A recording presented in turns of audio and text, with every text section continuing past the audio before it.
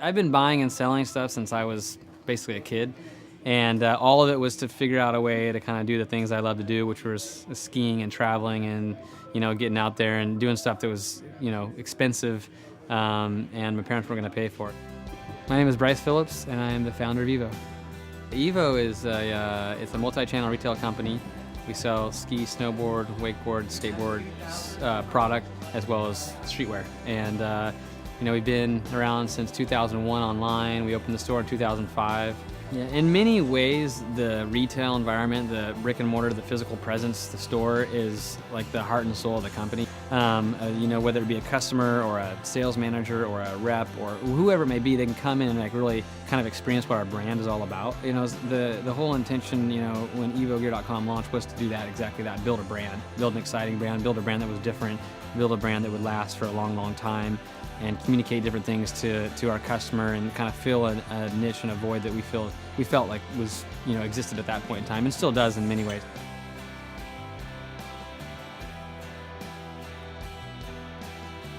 The web, in a lot of ways, is very transactional still. Like a lot of the websites are just like you're there to get in and buy something, but what are you doing to really create what are you doing to really like get your brand in front of them? What are you doing to get them connected to what you're all about? What are you doing to get them excited about the employees that work there?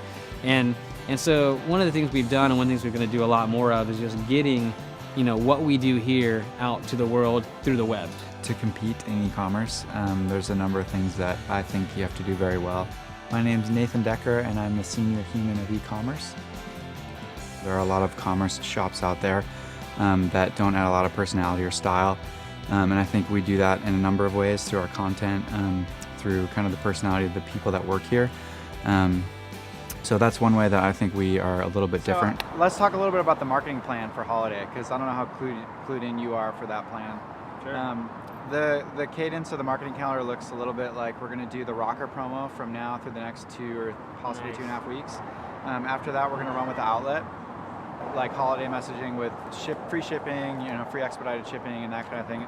We're gonna have like an inventory of ideas too, so we can like back something up in case like our competitor comes out with something that's like crazy over the top. Yeah. We can just like boom, really quickly Yeah, this adjust. time of year, seriously, you need to be so agile. You have to offer value to the consumer. So for us, I think that looks like offering a good value in terms of price, a good value in terms of selection. So we're bringing stuff to the customer that is going to improve their ski or snowboard ability, and like a high level of service. We are adding a login feature to our site. It was actually going to happen 2 nights ago, but we postponed it a few days. So at this point, we do know repeat customers versus new customers based on a cookie, but it's not based on a login, like any kind of authentication. So that's a piece that we're adding soon.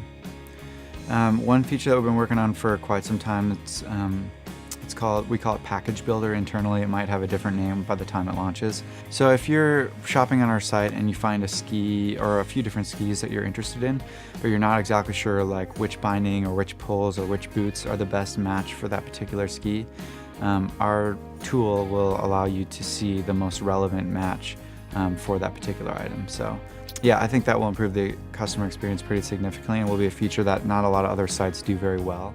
The number one priority for the customer is to get their gear and to get it on time and to get it at the right price. One of the big steps forward that we tried to take recently, we launched our new distribution center. So we are now shipping all of our own product as opposed to having a separate company ship our own product. And that's been a major challenge. That should ultimately give us more control of the customer experience because we can actually change things and improve how we're operating. But to get there are a lot of bumps along the road. So we've had a lot of packages that either haven't shipped on time or haven't shipped at all. We've lost some inventory in the move, which creates a pretty poor customer experience. And kind of ironing out those wrinkles is a huge challenge. And that's something that has impacted our customer in an adverse way for a short period, but hopefully in the long term improves the customer experience. Evo, this is Danny. Sure, absolutely. What product are you looking for? I like to follow up with customers just to see if they are satisfied and if we did fall short anywhere else and if we can just correct that. And my name is Danny Mahalik and I'm a customer service representative at Evo.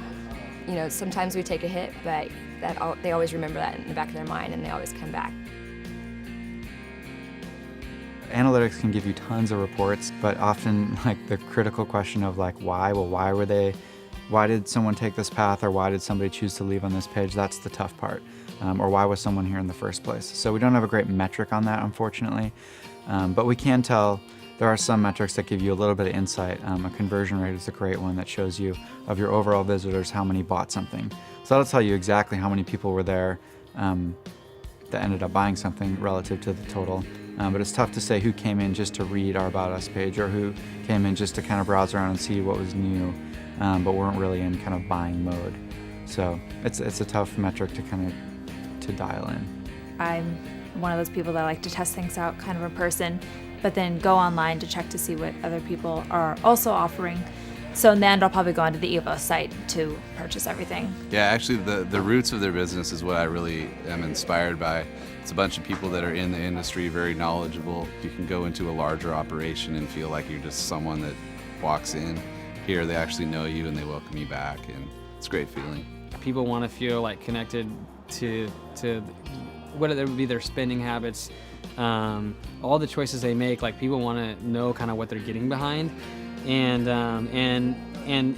the web to this point is very like, if you're showing up top on Google, you got the product at the price, you kind of sell it, right? And but the thing is there's different spaces are getting more crowded. There's more competition. There's reasons why you gotta remember that if you're not differentiating yourself, why are they gonna come back in this many years?